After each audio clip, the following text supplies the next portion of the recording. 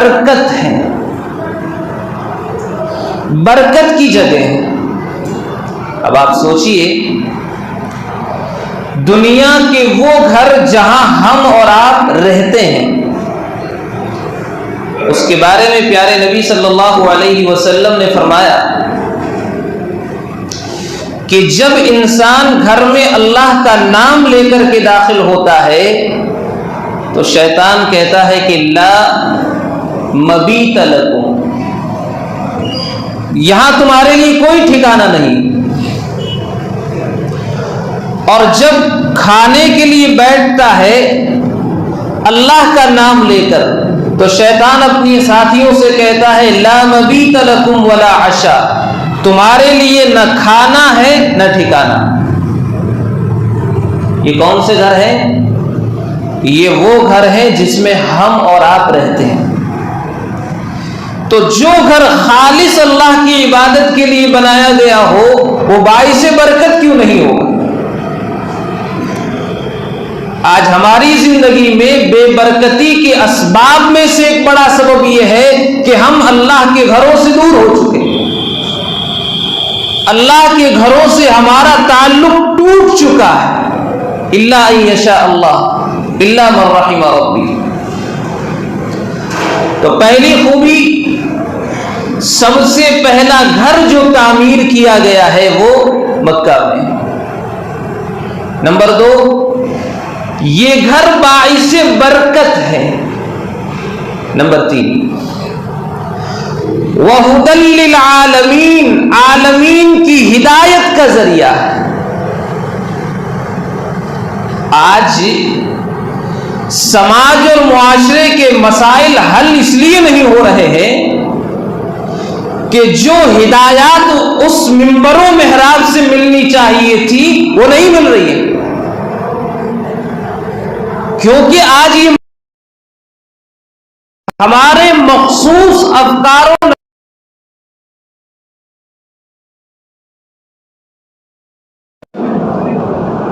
آج بہت ساری احادیث ایسی ہیں جو بیان کرتے ہوئے ڈر لگتا ہے، اور کل ہی میں نے یہ بات کہی تھی کہ امت کے زوال کے اسباب میں سے ایک بڑا سبب یہ ہے کہ ہم بہت ساری احادیث اس لیے بیان نہیں کر پاتے اور احادیث نبویہ کی روشنی میں ہدایات نہیں بیان کر سکتے کہ کسی کو برا نہ لگ جائے۔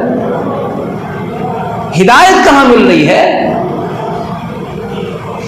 یہ حدیث سنائی، پتا چلا کہ فلاں صاحب مسجد سے چلے گئے اس لیے کہ ان کو برا لگ گیا۔ اس موضوع پر گفتگو ہوئی، پتا چلا کہ فلاں قبیلے اور خاندان کے لوگ چلے گئے۔ ارے یہ مساجد ہے ہی ہدی للعالمین، یہ مخصوص افکار و نظریات کی نشر و اشاعت کی جگہ نہیں ہے، بلکہ قرآن و سنت کی روشنی میں اخلاق کے دائرے میں رہتے ہوئے ہدایات دینے کی جگہ ہے۔ آج ہدایات نہیں مل رہی، ہر انسان اپنی مرضی کے مطابق زندگی گزار رہا، چاہے وہ عقائد کے معاملے میں ہو، چاہے وہ اخلاق کے معاملے میں ہو، چاہے وہ معاملات کے معاملے میں ہو، ہر آدمی اپنے اپنے اعتبار سے زندگی گزار رہا ہے۔ ہدی للعالمین۔ اسی لیے آپ دیکھیں کہ بہت سارے صحابہ کرام ایسے ہیں جنہوں نے مساجد کے ماحول کو دیکھ کر کے ہدایت پائی۔ کوئی دعوت دینے کے لیے نہیں گیا تھا، اس دور میں مساجد کا ماحول اتنا بہترین تھا کہ وہ ماحول ہی ان کی ہدایت کا ذریعہ بن جاتا تھا۔ ابھی اس واقعے کی طرف اشارہ کیا تھا ناظم اجلاس نے، حضرت سمامہ بن اسال رضی اللہ تعالی عنہ کی ہدایت کا ذریعہ کیا تھا؟ مسجد کا ماحول دیکھ کر کے ہدایت پائے تھے۔ کیا آج ہماری مساجد میں وہ ماحول ہے کہ مسجد کے ماحول کو دیکھ کر کے انسان ہدایت پر آ جائے؟ مساجد کی صورتحال اس وقت انتہائی خطرناک ہے۔ ہدی للعالمین، ہدایت کا ذریعہ بنایا جائے، یہ مساجد کی خصوصیات میں سے خصوصیت ہے۔ نمبر 4، فیہ آیات بینات مقام ابراہیم، اس میں کچھ نشانیاں ہیں اور اس خصوصیت کا تعلق بھی مسجد حرام کے ساتھ خاص ہے. مقام ابراہیم ہے، آب زمزم ہے وغیرہ. اب پانچویں خوبی جس کی طرف تفصیل سے گفتگو کروں گا. وَمَن دَخَلَهُ كَانَ آمِنًا، جو اس میں داخل ہو گیا وہ امن پا گیا. گویا کہ مساجد امن و امان کی جگہ ہے، یہ کوئی جنگ کا میدان نہیں ہے. مساجد کی صورتحال کو دیکھ لیں، کوئی بہت اچھی نہیں ہے. گروہ بندی، تفرقہ بازی، وہاں بھی جماعتیں موجود ہیں. قرآن کریم یہ کہتا ہے کہ وَمَن دَخَلَهُ كَانَ آمِنًا، یہ مسجدیں امن و امان کی جگہ ہیں. اسی لیے آپ دیکھیں اس مسجد کے امن و امان کو باقی رکھنے کے لیے 3 بنیادی ہدایتیں ہماری شریعت نے دی. یاد رکھیں اس نقطے کو، 3 بنیادی ہدایتیں ہماری شریعت نے دی. نمبر 1، مسجد میں آپ اشارے کے ذریعے سے کسی کو تکلیف نہیں دے سکتے. پہلی چیز، اشارے کے ذریعے سے بھی آپ کسی کو تکلیف نہیں پہنچا سکتے. آپ اس حدیث کو اپنے سامنے رکھیں. اللہ کے نبی صلی اللہ علیہ وسلم نے صحابہ کرام سے کہا تھا کہ جو شخص ہتھیار لے کر کے مسجد میں آئے اسے چاہیے کہ اس کی نوک کو مضبوطی سے پکڑ لے، کہیں ایسا نہ ہو کہ انجانے میں کسی کو لگ نہ جائے. لاٹھی اور ڈنڈے چلانا تو دور کی بات ہے، اگر کوئی شخص ایسی چیز لاتا ہے جس سے نقصان پہنچ سکتا ہے وہ مضبوطی سے پکڑ کے رکھے.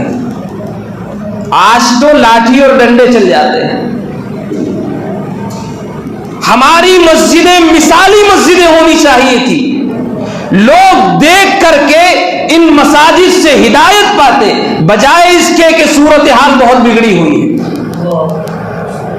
پہلی ہدایت آپ نے فرمایا کہ اگر کوئی ہتھیار لاتا ہے، اس دور میں عام رواج تھا ہتھیار لانے کا، اس کی نوک کو مضبوطی سے پکڑ کے رکھے. پہلی ہدایت. کیوں؟ اس لیے کہ امن کی جگہ ہے. نمبر 2، آپ نے فرمایا، آج ابھی صورتحال دیکھی ہوگی مسجد کے اندر، معاف کیجیے گا یہ تربیتی نشست ہے اس لیے یہ گفتگو کر رہا ہوں. اللہ تبارک و تعالی ہم سب کو اپنی اصلاح کی توفیق دے. کہیں نہ کہیں ہم سب کے اندر کوتاہیاں اور کمیاں موجود ہیں. مسجد میں بلند آواز سے گفتگو ہو رہی تھی. اگر دینی گفتگو ہو رہی تھی تو کوئی مسئلہ نہیں، لیکن صرف دینی گفتگو تو ہو نہیں رہی تھی. حضرت عمر رضی اللہ تعالیٰ عنہ کا دور ہے. 2 شخص مسجد نبوی میں بلند آواز سے گفتگو کر رہے تھے. آپ نے ایک کنکری لی اور اشارہ کر کے ایک شخص کو بلایا. یہاں پر رک کر کے ایک بات اور بتا دوں، آج ہمیں قوم سے شکایت یہ ہے کہ لوگ ہماری بات نہیں مانتے. اس لیے نہیں مانتے کہ ہم بحیثیت ذمہ دار خود شریعت پر عمل نہیں کرتے. حضرت عمر چاہتے تو بلند آواز سے ان 2 آدمیوں کو بلا سکتے تھے، لیکن انہیں مسجد کے ادب و احترام کا علم تھا. اس لیے آپ نے ایک شخص کو بلا کر کے کہا کہ ان دونوں آدمیوں کو پکڑ کر کے لاؤ. حالانکہ وہ امیر المومنین تھے نا، چاہتے تو اپنا حکم اور اپنا آرڈر چلا سکتے تھے، لیکن نہیں کیا. صحابہ کرام پہلے خود عمل کرتے تھے، اسی لیے ان کی باتوں میں دم تھا، ان کی آواز میں دنیا ٹھہر جاتی تھی. آج ہماری آواز میں کوئی دم نہیں ہے. ناظم اجلاس حدیث سنا کر کے لوگوں کو بلا رہے تھے، آدمی اپنی اپنی جگہ پر بیٹھا ہوا تھا. کیوں؟ کہیں نہ کہیں ہماری عملی کوتاہی آتی. جی حضرت عمر رضی اللہ تعالیٰ عنہ نے ان دونوں کو بلایا، کہا کہ وہ فلاں بستی کے رہنے والے، طائف کے رہنے والے، کہا کہ اگر تم اس بستی کے رہنے والے ہوتے تو میں تمہیں سزا دیتا۔ کیوں؟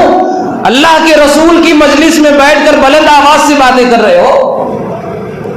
یہ مساجد امن و امان کی جگہ ہیں، یہ کوئی میدان جنگ نہیں ہے کہ لاٹھی ڈنڈے چلتے رہیں یا بلند آواز کے ذریعے مسجد کے ماحول کو خراب کرنے کی کوششیں کی جائیں۔ اور میں سمجھتا ہوں کہ وہ دو لوگ اگر باتیں کر بھی رہے ہوں گے تو دنیا تو نہیں ہوگی، دنیا تو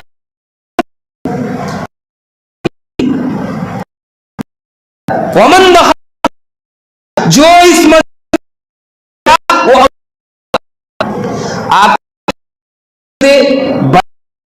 نہیں کر سکتے، وہ احترام کے منافع، اس لیے کہ یہ امن و امان۔ نمبر 3 بات ہے، سے کی بات ہے،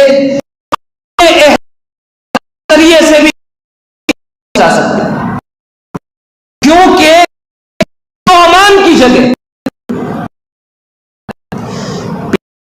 اللہ فرمایا اور لحظ ہماری مسجدوں میں آئے، اس چیز سے انسان کو تکلیف ہے، اسی چیز سے رشتوں کو بھی تکلیف۔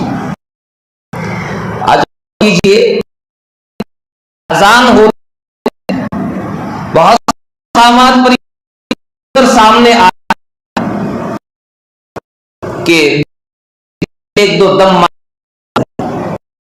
اتنی ہے کہ نفی کا کا انسان کھڑا، قرآن کہتا ہے کہ تکلیف دینے کی جگہ نہیں ہے، لہسن کے ذریعے، بیڑی اور سگریٹ کے ذریعے جذبات کو ٹھیس نہیں پہنچا سکتے، مسلمان پہنچا۔ 5 مسجد کی حوالے کی گئی۔ نمبر 1 سب سے پہلا گھر جو کیا گیا مکہ، یہ برکت کی جگہ ہے، یہ مساجد عالمین کی ہدایت کا ذریعہ ہے، اور کچھ نشانیاں ہیں جو اللہ نے مسجد حرام میں رکھی۔ اور نمبر 5 مسجد امن و امان کی جگہ ہے۔ یہ گفتگو کا ایک آئیے دوسرے پہلو کی طرف۔ آج بہت سارے لوگ جب فارغ وقت ملتا ہے تو اپنے آپ کو فریش کرنے کی اچھی جگہ کو چنتے ہیں، کوئی گارڈن ہے، پارک ہے، جاتے ہیں۔ ظاہری خوبصورتی کو دیکھ کر کے انسان اپنا وقت، اپنا مال، بلکہ بسا اوقات ایسی جگہوں کو چنتا ہے اخلاق اور اس کی حیا کو بھی عزت پہنچتی، ایسے مقام ہو جاتا ہے۔ دنیا میں جنت کے باغیچے کیا ہے؟ ایک باغیچے وہ ہیں جو ہم چنتے ہیں اپنے دماغ کو فریش کرنے کے لیے، اور ایک باغیچے وہ ہیں جو اس دنیا کے اندر ہے جنت کے باغیچے۔ کون سے؟ پیارے نبی صلی اللہ علیہ وسلم نے فرمایا اذا مررتم بریاض الجنہ فارتعوا، کہ جب تمہارا گزر جنت کے باغیچوں سے ہو تو اس میں سے پھل چن لیا کرو۔ صحابہ کرام نے پوچھا ریاض الجنہ، اللہ کے رسول جنت کے باغیچے کیا ہے؟ آپ نے فرمایا کہ مساجدها، مسجدیں اس دنیا کے اندر جنت کے باغیچے ہیں۔ آج کیا صورت حال ہے؟ آج مساجد کی صورتحال کیا ہے؟ یہ دنیا کی جو باغیچے ہیں دور سے دور رہیں گے، وہاں انسان اپنا پیسہ، اپنا مال، اپنا وقت خرچ کر کے جائے گا، محلے کی مسجد میں انسان نہیں آتا۔ کیوں؟ اس لیے کہ دور ہے۔ میں ایک مثال دیا کرتا ہوں، مسجد ہمیں دور پڑ رہی ہے، کیا آپ کی ہر ضرورت آپ کے محلے میں پوری ہو جاتی ہے؟ ہماری ہر ضرورت ہمارے محلے میں پوری ہو جاتی ہے؟ آپ کے محلے سے دور آپ کی دکان ہے، وہاں جائیں گے۔ ہمارے بچے کی اسکول ہمارے محلے سے دور ہے، ہم بھیجیں گے وہاں پر۔ ہمارے علاج کے لیے ہاسپٹل ہمارے گھر سے دور ہے، وہاں انسان جائے گا، لیکن مسجد دور پڑتی ہے۔ اس سے بڑی بدقسمتی اور کیا ہو سکتی ہے؟ اور ایک بات میں کہا کرتا ہوں کہ ہم دنیا کے ہر میدان میں پہنچ رہے ہیں، ہمارا بچہ اگر نہیں پہنچ رہا ہے تو مسجد میں نہیں پہنچ رہا ہے۔ متقی کی پہچان کیا ہے؟ ہاں، صرف ظاہری حلیہ بنا کر کے اور ظاہری عبادتیں کر کے ہم اگر یہ سوچیں کہ ہم متقی ہیں تو یہ غلط فہمی ہے۔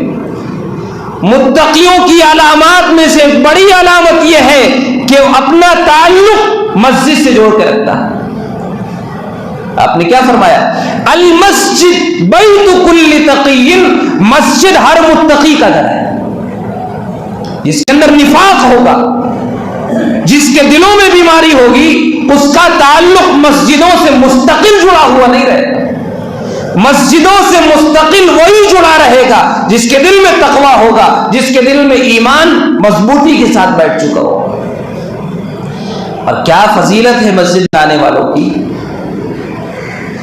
دنیا کے اندر اس سے زیادہ فضیلت کا حامل انسان کوئی نہیں ہے، اور دنیا کا بدنصیب انسان ہے جو مساجد سے دور ہے۔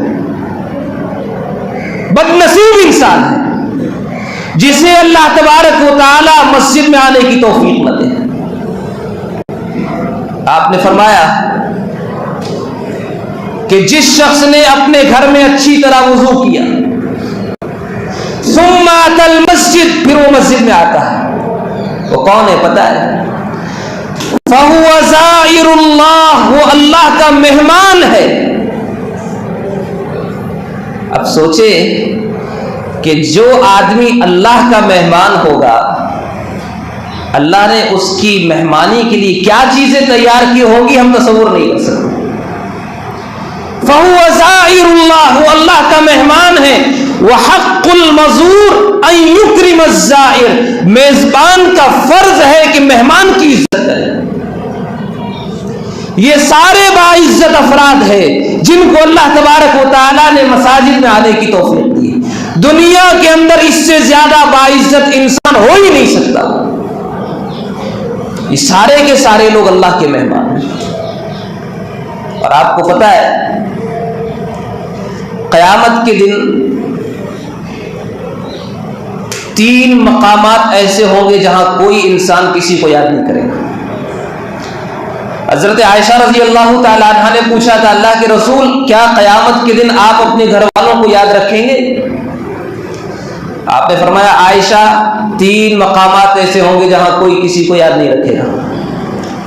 پہلا مقام جب انسان کو نامہ اعمال دیا جائے گا، جب تک کہ یہ معلوم نہ ہو جائے کہ یہ دائیں ہاتھ میں دیا جا رہا ہے یا بائیں ہاتھ میں۔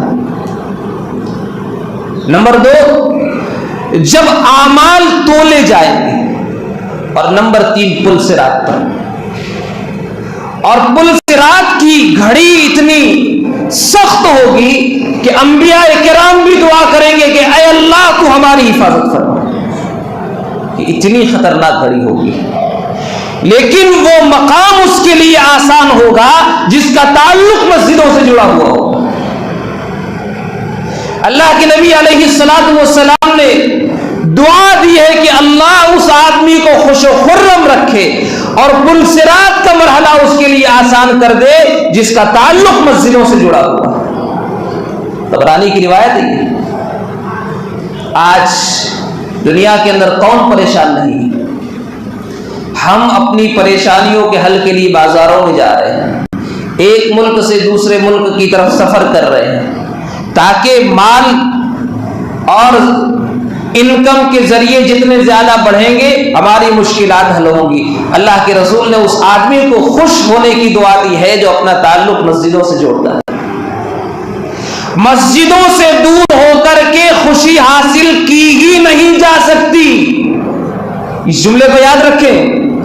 مسجدوں سے دور ہو کر کے کوئی انسان زندگی میں اطمینان و سکون حاصل کر ہی نہیں سکتا۔ غریب صحابہ کرام تھے، لیکن جو خوشیاں ان صحابہ کرام کو حاصل تھی ہم تصور نہیں کر سکتے۔ اس فضیلت کے حوالے سے اور بھی گفتگو کی جا سکتی ہے اور آگے بڑھے، اور ایک پہلو ہے مساجد کے حوالے سے۔ مساجد سے ہمارا تعلق کس بنیاد پر ہونا چاہیے؟ یہ اہم ترین سوال ہے۔ مساجد سے ہمارا تعلق کی بنیاد کیا ہونا چاہیے؟ قبیلے کی بنیاد پر نہیں۔ بہت ساری مسجدوں سے تعلق بہت سارے افراد کا اس لیے بھی ہے کہ یہ ہمارے باپ دادا نے بنائی ہے، ہمارے خاندان والوں کے ہاتھ میں اس کا انتظام ہے۔ مسلک کی بنیاد پر نہیں، ذمہ دار ہونے کی بنیاد پر کہ میرا تعلق اس مسجد سے اس لیے ہے کہ میں ذمہ دار ہوں، نہیں۔ پھر کس بنیاد پر ہونا چاہیے؟ مساجد سے ہمارا تعلق ایمان کی بنیاد پر ہونا چاہیے،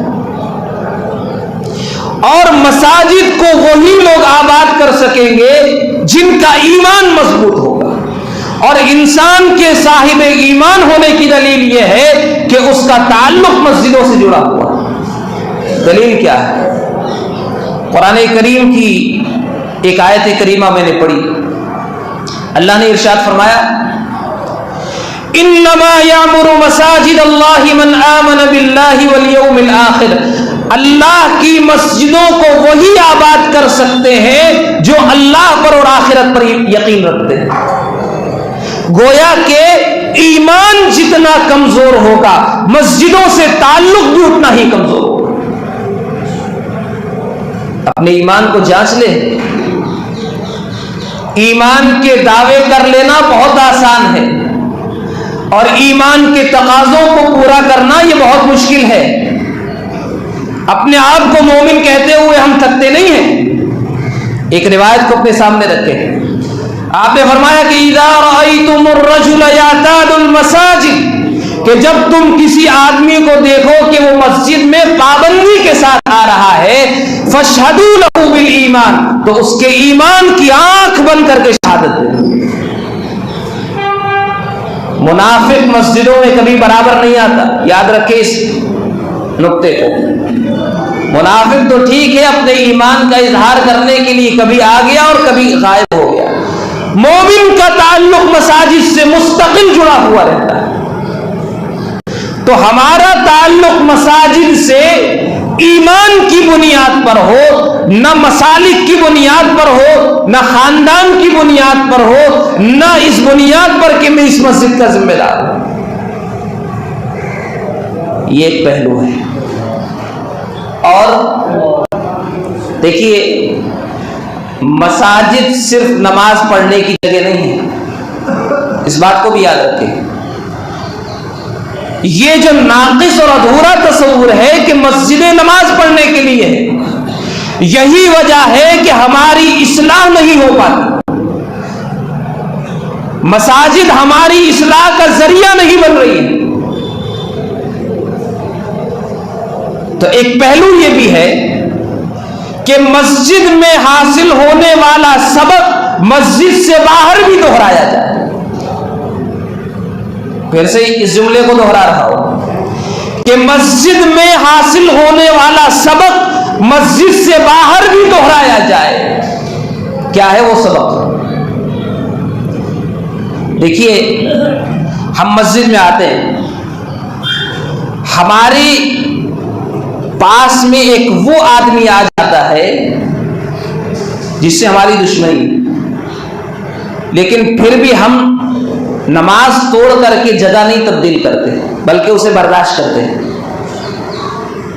کوئی بہت گیا گزرا انسان ہی ہوگا جو نماز توڑ کر کے اپنی جگہ بدل دے، ورنہ کتنی ہی دشمنی کیوں نہ ہو ہم برداشت کرتے۔ ٹھیک ہے، دل میں یہ خیال آئے گا کہ یہ کہاں میرے پاس میں آ کے کھڑا ہو گیا، لیکن ہٹیں گے نہیں، ہم برداشت کرتے ہیں، جھیلتے ہیں اسے۔ مسجد یہ سکھاتی ہے کہ یہی سبق مسجد سے باہر بھی دہرایا جائے، جس طرح ہم نے مسجد میں نماز کی حالت میں اسے برداشت کیا ہے، نہ مسجد سے باہر بھی اسے برداشت کر کے اس سے تعلق کو جوڑا جائے۔ کیا ہم اس سبق کو دہراتے ہیں مسجد سے باہر؟ نہیں دہراتے۔ ایک اور مثال دے دوں، دیکھیے ایک عورت ہے جو اپنے گھر میں بازار میں پردہ نہیں کرتی، لیکن اگر مسجد میں آئے گی تو باپردہ ہو کر کے آئے گی۔ یہی تو مسجدیں سکھا رہی ہے کہ جس طرح مسجد میں پردے کے سبق کو دہرایا ہے، یہی سبق گھر سے مسجد سے باہر بھی دہرایا ہے۔ اگر اسلام کی تعلیم مسجد میں باپردہ ہونے کی ہے تو یہی تعلیم مسجد سے باہر بھی تو ہے۔ ہم یہی سمجھ رہے ہیں کہ یہ مساجد صرف نماز پڑھنے کی جگہ ہے، یہ مساجد اصلاح کا بہت بڑا ذریعہ ہے، لیکن افسوس ہے کہ یہ مساجد ہماری اصلاح کا ذریعہ نہیں بن رہی ہے۔ یہ صرف 2 مثالیں میں نے دی ہے، ورنہ بہت ساری مثالیں دی جا سکتی ہے۔ تو مسجد میں حاصل ہونے والا سبق مسجد سے باہر کی زندگی میں بھی دہرایا جائے، اگر نہ دہرایا تو پھر مسجد میں آنے کا کوئی فائدہ نہیں ہوگا۔ اچھا، اور آگے بڑھے۔ صحابہ کرام کا تعلق مساجد سے کتنا مضبوط تھا، کتنا مضبوط سا تھا صحابہ کرام کا۔ صحابہ کرام کہتے ہیں کہ ایک شخص کو ہم جانتے ہیں، ایک صحابی کو، کہ وہ مسجد سے بہت دور رہتے تھے، اور ہم نہیں جانتے کہ ان سے زیادہ دور کوئی رہنے والا، لیکن وہ چل کر کے آتے تھے اور چل کر کے جاتے تھے۔ لوگوں نے انہیں مشورہ دیا کہ آپ ایک سواری لے لیں تاکہ آنے اور جانے میں آسانی ہو جائے۔ موسم کی تبدیلیوں کی وجہ سے بھی پریشانی ہوتی ہے، آج کل کی طرح راستے اتنے اچھے نہیں تھے، تکلیف دینے والے جانور بھی تھے، تم محفوظ ہو جاؤ گے۔ کیا جواب دیا پتہ؟ کہنے لگے کہ میں تو یہ بھی نہیں چاہتا ہوں کہ میرا گھر مسجد سے قریب ہو، میں یہ چاہتا ہوں کہ مسجد کی طرف چل کر کے آنا اور چل کر کے جانا ایک ایک قدم میرے نام اعمال میں لکھ دیا جائے۔ جب اللہ کے نبی صلی اللہ علیہ وسلم کو خبر ملی تو آپ نے فرمایا کہ اللہ تبارک و تعالیٰ نے یہ سارا اجر و ثواب تمہارے حصے میں لکھ دیا۔ صحابہ کرام کے یہاں یہ بہانے نہیں تھے کہ ہماری مسجد ہمارے گھر سے دور ہے اس لیے نہیں آ پا رہے، کوئی نماز نہیں چھوٹتی تھی، اسی لیے تو ان کی زندگیوں میں برکتیں تھیں۔ آج ہماری زندگیوں سے برکتیں اس لیے اٹھ چکی ہے کہ ہمارا تعلق مساجد سے کمزور ہو چکا ہے۔ ساری چیزیں موجود ہیں گھر کے اندر، لیکن مسجدوں سے تعلق ہمارا ٹوٹ چکا ہے۔ آج زندگیاں غیر محفوظ کیوں ہو چکی ہیں؟ زندگیاں ہماری غیر محفوظ کیوں ہو چکی ہیں؟ زندگیوں کے غیر محفوظ ہونے کے اسباب میں سے ایک بڑا سبب یہ ہے کہ ہم مساجد سے دور ہو چکے ہیں۔ آپ اس روایت کو سامنے رکھیں، اللہ کے نبی علیہ الصلوۃ والسلام نے فرمایا 6 مجلسیں ایسی ہیں کہ ان مجالس میں شریک ہونے والوں کی حفاظت کی ذمہ داری اللہ نے لی۔ 6 مجلسیں ایسی، ان 6 مجالس میں سے ایک مجلس یہ ہے کہ انسان مسجد میں آ کر کے جماعت کے ساتھ نماز ادا کرے. گویا کہ جو آدمی جماعت کے ساتھ نماز ادا نہیں کرتا اس کی زندگی کی کوئی گارنٹی نہیں لی جا سکتی. کبھی بھی کسی حادثے کا شکار ہو سکتا ہے، بیماریاں لاحق ہو سکتی ہے، حادثے اور پریشانیاں آ سکتی ہیں. مجھے کبھی کبھی حیرت ہوتی ہے، بہت سارے لوگ آتے ہیں کہ مولوی صاحب سمجھ میں نہیں آتا، ہم نے تو کوئی گناہ نہیں کیا. آپ کو پتا ہے کہ انسان آج کتنا حد سے زیادہ اپنے آپ پر اعتماد کر رہا ہے. نمازوں میں حاضری نہیں ہے، عبادتوں کی توفیق نہیں ہے، اور پریشانی آتی ہے تو انسان یہ کہتا ہے کہ ہم نے گناہ کیا ہے جو اللہ اتنی سزا دے رہا ہے. آپ اپنی مساجد میں اپنی حاضری کو چیک کر لیں. جس انسان کی حاضری مساجد میں نہیں ہوگی اس کی زندگی کبھی محفوظ نہیں ہو سکتی ہے. اسی لیے آپ نے فرمایا کہ 6 مجلسیں ایسی ہیں ان میں شریک ہونے والوں کی حفاظت کی ذمہ داری اللہ نے لی ہے. اس میں سے ایک مجلس جماعت کے ساتھ نماز ادا کرنے والوں کی. اچھا، اب آئیے ایک اور پہلو، اس کے بعد اپنی بات ختم کروں گا. قرآن کریم کی ایک آیت کریمہ ہم لوگ پڑھتے ہیں، لقد کان لکم فی رسول اللہ اسوۃ حسنہ. بہت اچھے سے یاد ہے نا؟ تمہارے لیے اللہ کے رسول کی زندگی میں بہترین نمونہ، بہترین نمونہ. یہ آیت کب پڑھی جاتی ہے پتہ ہے؟ جب اپنے مخصوص مسائل کسی کے سامنے ثابت کرنے ہوتے ہیں تب پڑھی جاتی ہے. یہ المیہ ہے. کیا اللہ کے رسول کی زندگی کو بطور نمونہ صرف آمین، رفع الیدین، سینے پر ہاتھ باندھنے کے لیے ہی ہے یا کچھ اور بھی؟ اللہ کے رسول کی زندگی میں بہترین نمونہ ہے. سیرت نبوی کا ایک پہلو یہ بھی ہے کہ اللہ کے رسول کا تعلق مساجد سے کتنا مضبوط تھا. کبھی یہ بھی تو غور کیا ہوتا؟ داڑھی کے مسئلے پر ہم آیت پیش کریں گے، لقد کان لکم فی رسول اللہ اسوۃ حسنہ. نماز کے مسائل پیش کرتے ہوئے یہ آیت پیش کریں گے، طلاق کے مسائل پیش کرتے ہوئے یہ آیت پیش کریں گے. لیکن جہاں اپنی باری آئے گی تب اس آیت کو سائڈ میں رکھتے ہیں. ارے اللہ کے رسول کی زندگی کا ہر پہلو ہمارے لیے نمونہ ہے. پوچھئے حضرت عائشہ رضی اللہ تعالی عنہ سے، صحابہ کرام سے پوچھے کہ جب بھی پریشانی ہوتی اللہ کے رسول مسجد کی طرف آتے تھے. جب بھی کوئی اہم معاملہ پیش آتا اللہ کے رسول مسجد میں آ کر کے نماز پڑھتے، توبہ اور استغفار کر کے اپنے مسائل کا حل اللہ کے سامنے رکھتے تھے، مسائل کا حل اللہ سے مانگتے تھے. آج تو صورتحال یہ ہے، اتنی پریشانیاں اور مسائل کے آنے کے باوجود اس لاک ڈاؤن سے پہلے جو بے نمازی تھا آج بھی بے نمازی ہے. اس لاک ڈاؤن سے اور اس بیماری کے آنے سے پہلے جو مسجدوں سے دور تھا آج بھی دور ہے.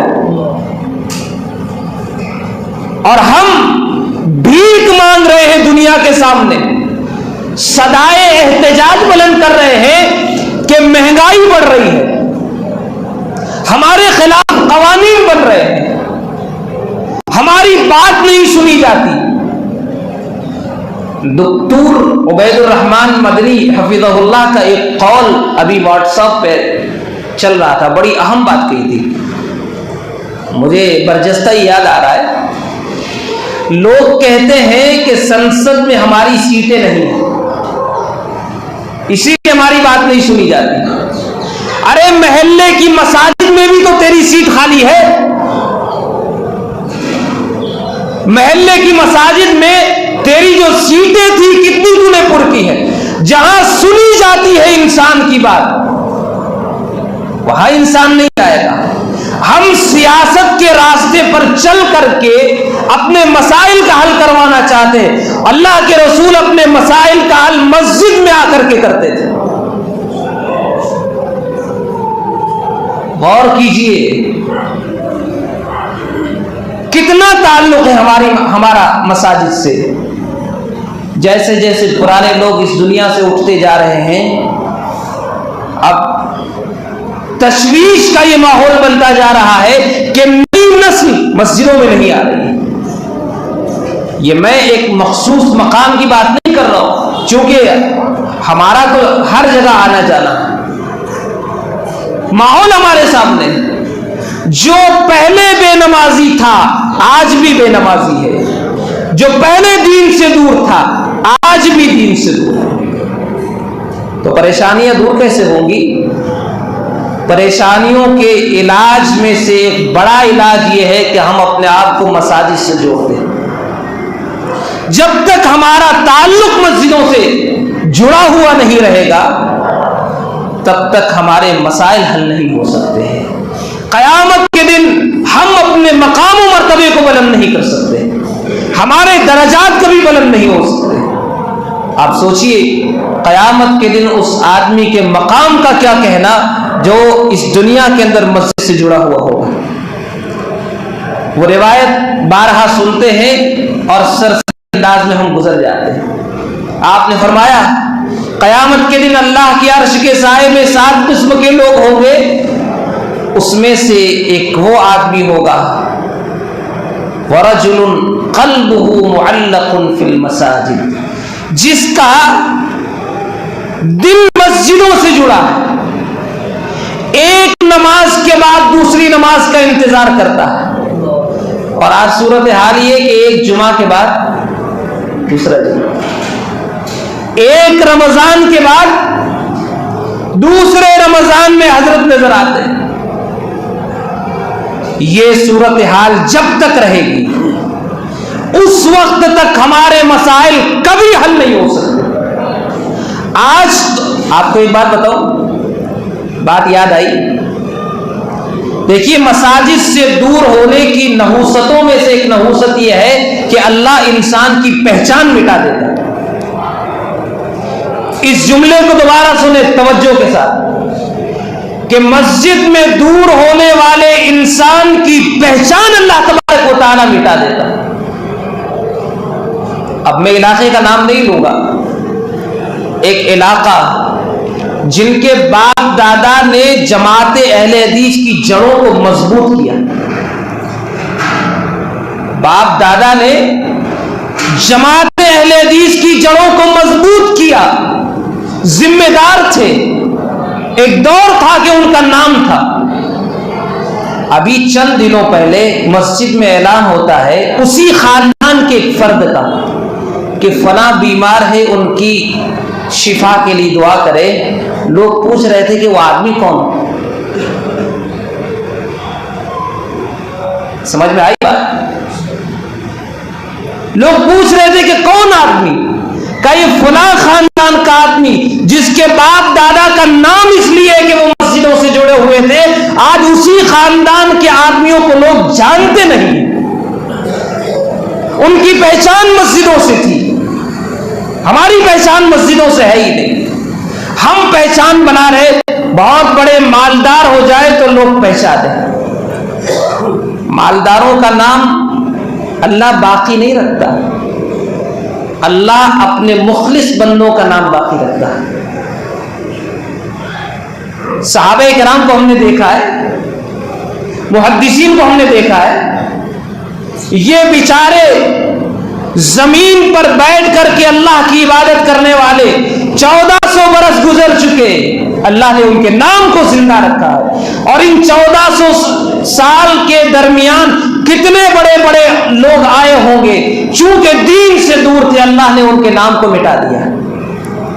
تو یاد رکھیں اپنی پہچان کو اگر باقی رکھنا ہے، اس کا واحد حل یہ ہے، پہچان کو باقی رکھنے کے لیے ڈگریوں کی ضرورت نہیں ہے، عہدوں کی ضرورت نہیں ہے، مال کی ضرورت نہیں ہے. اگر پہچان کو باقی رکھنا ہے تو ہم اپنے تعلق کو اللہ کے گھروں سے جوڑ دیں. یہ ایک واحد ذریعہ ہے. اور پھر لوگ آپ کو دعاؤں کے ذریعے سے یاد رکھیں. آج بہت سارے لوگ ہیں. آج دیکھیے عبد الکریم پرمار صاحب رحمہ اللہ، اللہ ان کی بخشش اور مغفرت فرمائے، یہ مسجد جب تک باقی رہے گی ان کا نام جڑا ہوا رہے گا. اور نہ جانے کتنی مساجد، راجن پور کی مساجد انہی کی کوششوں کا ایک حصہ ہے. ابھی مجھے کہہ رہے تھے کہ اللہ کی مدد، پھر اس کے بعد اگر عبد الکریم پرمار صاحب نہ ہوتے تو شاید ہی مسجد نہ بن پاتی. کیا تھے وہ آدمی؟ وزیر اعظم تھے، راشٹرپتی تھے. آج کیوں ان کو دعاؤں کے ذریعے یاد کیا جا رہا؟ کورونا میں کتنے بڑے بڑے لوگ مر چکے، کوئی یاد نہیں کر رہا. آج ہم دعاؤں کے ذریعے ان کو کیوں یاد کر رہے ہیں؟ اس لیے کہ جو شخص اللہ سے جڑ گیا، جو شخص اللہ کے گھروں سے جڑ گیا، اللہ تبارک و تعالیٰ لوگوں کے دلوں میں اس کی محبتیں پیدا کر دیتا ہے. مال سے ہم محبتیں پیدا نہیں کر سکتے. ایک واحد نیکیاں ہے جس کے ذریعے سے انسان اپنے مقام اور مرتبے کو بلند سے بلند ترین کر سکتا ہے. لہذا اب تک جو کوتاہیاں ہو چکی، اب ہم کوشش کریں کہ ہمارا تعلق مساجد سے مضبوط ہو جائے. اس مجلس میں اللہ سے یہ عہد کر کے جائے، اللہ سے یہ وعدہ کر کے جائے کہ اللہ جو گناہ ہو چکے، مساجد سے جو کمزوریاں ہماری رہی، اللہ اب ہم تجھ سے وعدہ کرتے ہیں کہ ہم تیرے گھر کو آباد کریں گے. اللہ سے وعدہ، مجھ سے نہیں. اور پھر جو شخص اللہ سے وعدہ کرتا ہے، اللہ اس کی زندگیوں کو برکتوں سے بھر دیتا ہے. اللہ اس کی زندگیوں میں اپنی رحمتیں نازل کر دیتا ہے. لہذا وعدہ کریں، کوششیں کریں کہ ہم اللہ کے گھروں کو آباد کریں گے. اللہ سے دعا ہے رب العالمین جو کچھ باتیں اس مجلس میں کہی گئیں، اللہ تبارک و تعالی ہمیں ان باتوں پر عمل کی توفیق عطا فرمائے. رب العالمین مسجد کے مقام و مرتبے کو سمجھتے ہوئے ہمیں ان مساجد کو ایمان کی بنیاد پر آباد کرنے کی توفیق عطا فرمائے. رب العالمین یہ جو مسجد یہاں پر بنی ہے، اللہ کرے کہ اس بستی اور یہاں کے رہنے والوں کے لیے ہدایت کا ذریعہ بن جائے. مسجد پتھروں کے ذریعے سے تعمیر تو ہو چکی ہے، اب عقیدہ توحید کی تعمیر کرنا ہے. اب ان مساجد کے ذریعے اخلاق کی تعمیر کرنا ہے. اب ان مساجد کے ذریعے سے معاملات کی تعمیر کرنا ہے. ورنہ انسان مسجدیں تو بنا لیتا ہے، بہت سارے مقامات ایسے ہیں، اب کیا کہیں، کہتے ہوئے بھی جھجک ہوتی ہے. فلاں علاقے کے لوگ، اب آپ سمجھ جائیے وہ جملہ میں نہیں دہرانا چاہ رہا ہوں، بیشتر مقامات ایسے ملیں گے ہیں مسجد سے جڑے ہوئے، نہ عقیدے کی اصلاح ہوتی ہے، نہ اخلاق بنتے ہیں، نہ معاملات درست ہوتے ہیں. کیوں؟ اس لیے کہ مسجد بنانے کے مقاصد کو سمجھا ہی نہیں. اللہ سے دعا ہے رب العالمین مسجد کے مقاصد کو پورا کرنے کی ہم سب کو توفیق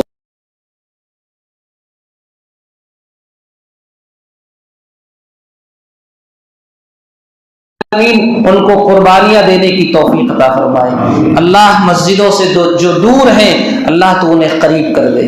اللہ مسجدوں سے جو جڑے ہوئے ہیں انہیں استقامت عطا فرما. رب العالمین جو بیمار ہیں ان کی بیماریوں کو تو دور فرما دے. رب العالمین جو پریشان حال ہیں اللہ ان کی پریشانیوں کو دور فرما. اللہ ہمیں اپنی کوتاہیوں کی اصلاح کی توفیق عطا فرما. رب العالمین تو اپنی رحمتوں کی بارشیں نازل فرما.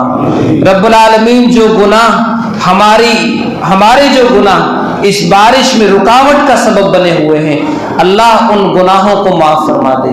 رب العالمین ان گناہوں کو چھوڑنے کی توفیق عطا فرما. رب العالمین ہماری برائیوں کو نیکیوں میں تبدیل کر دے. رب العالمین تو ہماری اس مجلس کو ہمارے گناہوں کے کفارے کا ذریعہ بنا دے. رب العالمین اس مجلس کو تو قبول فرما لے.